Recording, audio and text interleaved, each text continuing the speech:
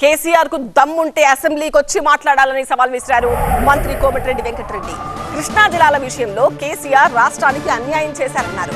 పరిషత్ ఎన్నికల్లో బీఆర్ఎస్ కు ప్రజలు బుద్ధి చెప్తారన్నారు. మంత్రి కోమటిరెడ్డి వ్యాఖ్యలపై మరింత సమాచారం టీవీ9 సీనియర్ కరెస్పాండెంట్ అశోక్ అందిస్తారు.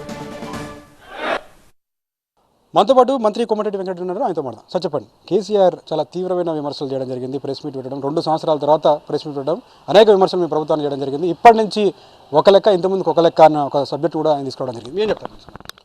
ఇది కేసీఆర్ గారు 2 సంవత్సరాలు ఫామ్ హౌస్కే పరిమితమై అధికారం పోతే నేను శాసనసభకు రానని చెప్పి జీతపద్యాలు తీసుకుంటూ ఫామ్ హౌస్కే పరిమితమై ఇవాళ వచ్చి నిన్నటి వరకు ఒక లెక్క, రేపటికి ఒక లెక్క అని మాట్లాడుతున్నాడు. గౌరవ కేసీఆర్ గారు, ఫస్ట్ మీ ఇంట్లో లెక్కలు తేల్చుకో. అంటే ఈ 3 జిల్లాలల్లో ఏ ఒక్క ఎకరానికి నిలిచినా, ఏ ఒక్క మంచి పని చేసినా ఈ 3 జిల్లా ప్రజలు నేను గెలిపిస్తున్నాయి కదా. దీన్ని బట్టి అర్థమవుతుంది కానీ ఈ 3 జిల్లాలు మొత్తం అన్యాయం చేసింది కాబట్టి అంత ఘోరమైన రిజల్ట్.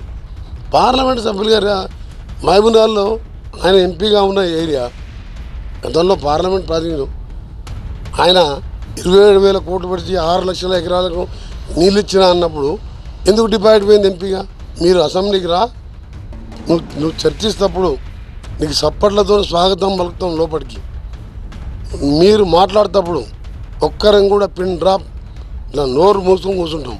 రేపు ఎంపీటీసీ మున్సిపల్ ఎలక్షన్స్ ఉన్నాయి, జడ్పీటీసీ ఉన్నాయి, 5% సీట్లు కూడా రావు. నేను ఛాలెంజ్ చేసి చెప్తున్నా. గుర్తు లేదు కాబట్టి ఆ గ్రామంలో మా అభ్యర్థి అయినా మేము ఇద్దరికి ఇయ్యలేంగా టికెట్.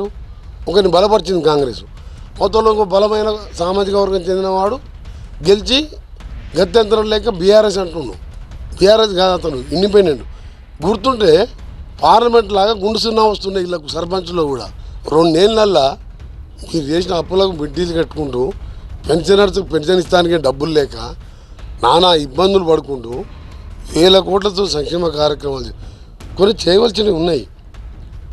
4,000 పెన్షన్ కానీ కొన్ని ఉన్నాయి.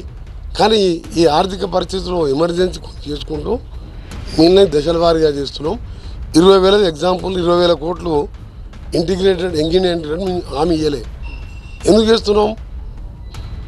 ఏ గవర్నమెంట్కైనా ప్రైమరీ ఎడ్యుకేషన్, ప్రైమరీ హెల్త్ పేదవానికి ఉచితంగా ఇవ్వాలనే కాంగ్రెస్ పార్టీ లక్ష్యం కాబట్టి అది చేసుకుంటూ పెండింగ్ ప్రాజెక్టులు పూర్తి చేస్తున్నాం. కేసీఆర్ రాకపోతే మాత్రం తెలంగాణ ప్రజలు, అసెంబ్లీకి రాకపోతే తెలంగాణ ప్రజలు కేసీఆర్ని ఎప్పుడు క్షమించరు. సో మొత్తానికి అయితే మాటల్లో కాదు చేతిలో చూపించాలి. ఖచ్చితంగా అసెంబ్లీ సమావేశాలకి కేసీఆర్ అటెండ్ అవ్వాలి. ఆయన చెప్పినటువంటి మాటలు చేతిలో చూపించాలి. ఆయనకు గౌరవప్రదంగా మాట్లాడిస్తాం, ఖచ్చితంగా ఆయనకి ఆహ్వానిస్తున్నాను కూడా అటు కోమటిరెడ్డి వెంకట చెప్తున్న పరిస్థితి మనకు కనిపిస్తుంది. Cameraman Sampath, Ashok, TV9 Hyderabad.